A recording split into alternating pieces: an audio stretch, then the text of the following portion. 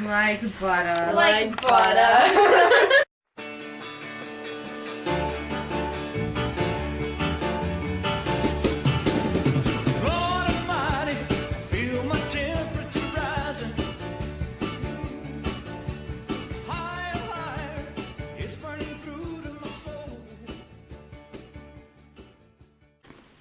Last night, we were hanging at the malt shop, just dancing and going positively 8.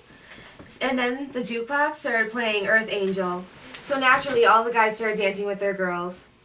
And then, just when I was about to leave, Bobby Lawrence asked me to dance. He's an absolute dreamboat, and all the girls say he looks just like Elvis Presley. And then, when we were dancing, he asked me to go to the Enchantment Under the Sea dance. Then later, I was talking to Betty Sue, and she asked if me and Bobby were going to play some backseat bingo. Betty Sue, I said, you know I'm not fast like that. But she said that if she was with Bobby, she'd make sure she was fast. That Betty Sue has some nerve.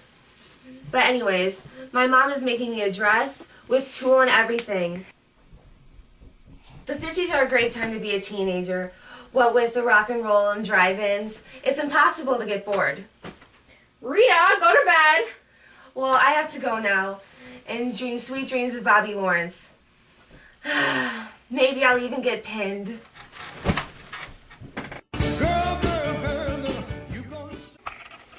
I was 8 years old when I saw my first movie, Casablanca. My daddy took me on a Saturday. Ingrid Bergman looked so glamorous. You wanted to hear what she had to say. She was so elegant, but she had a commanding presence. I had to be like her. I wanted people to want to hear what I had to say. I wanted all eyes on me. So when I was 15, I went to my first audition. Daddy didn't want me to go. He said all Hollywood people are scumbags and tramps. But I didn't listen. I took the train downtown. And I went to that audition. I had a monologue prepared and everything, but he took one look at me and said, "What are you, 12?" And I walked out because that role was for a woman. But that night I came home with swollen eyes. Obviously I'd been crying. And all Dad could say was, "I told you it would be like this." She was right. But I was determined to be a star. There was no other option for me. I cut my hair. I changed my same name to something way more glamorous than Susan Woodworth. And as they say, the rest is history. Cocktail parties, red carpet events, fur and diamonds. It's the glamorous life now. I'm even going to get my hands and a star on the Hollywood Walk of Fame. But some girls think that I don't have talent, that I slept my way to the top, but that's not true. And even if it were, that wouldn't matter. All that matters is my name being in lights. Set me on fire.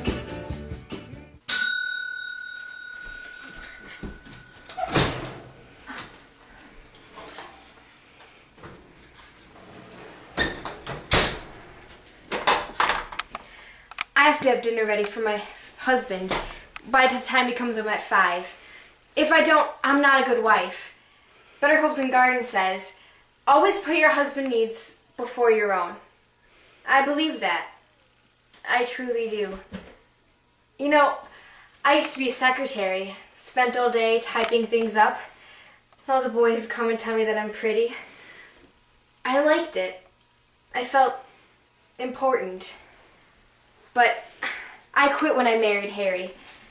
He's the working one. He has a good job. That's the way it should be. When I was little, I wanted to be a lawyer. Can you imagine? I could persuade and defend people with my voice. Oh, I could have even been the first lady on the Supreme Court. Oh, but that's just a silly fantasy. It couldn't happen. I like it here. I do. I like doing chores and cleaning. You know, sometimes I think of ways that I could clean faster. I have all these thoughts in my head. I just wish I had someone to tell them to. All Harry wants to talk about is kids. You know, the Joneses have 2 kids by now, and Mrs. Jones is the same age as you, and blah, blah, blah. Sometimes it just gets so... Oh gosh, that must be Harry. Oh, I'm a foolish person. I have to go. I'm sorry. My brain is flaming. Yesterday, I was out walking with my friend Mary, who lives just down the street. My dad had given me a quarter, so I asked her, do you want to go to the drugstore and have an ice cream soda? But when we got there, the pharmacist said she couldn't come in. She wasn't allowed. I didn't understand. I opened my mouth to question the man, but I looked at Mary. She was calm, but solemn. When we were back on the sidewalk, I asked, what did he mean, not allowed? She shrugged and said, I'm a colored girl. I thought about her words. They didn't make sense to me. I didn't understand how that kind of thing would matter. But now that I think about it, I guess that sort of thing is all around me. Mary doesn't go to my school. When I go out to dinner with my family, she's never there. She's not there when I go to the movies or to church.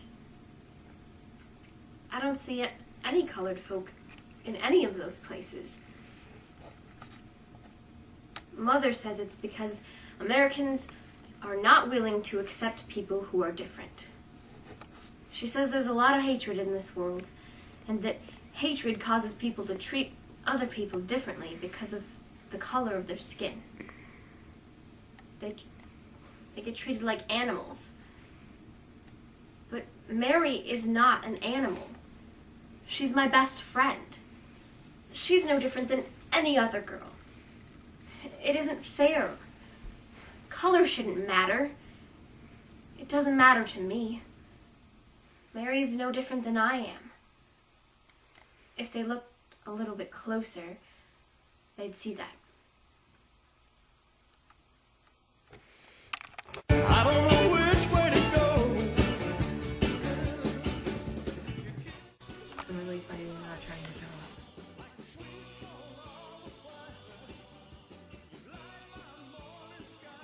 I'm a homemaker. I'm a homemaker. Goodbye, Sean. Eats my muffins. You recording it?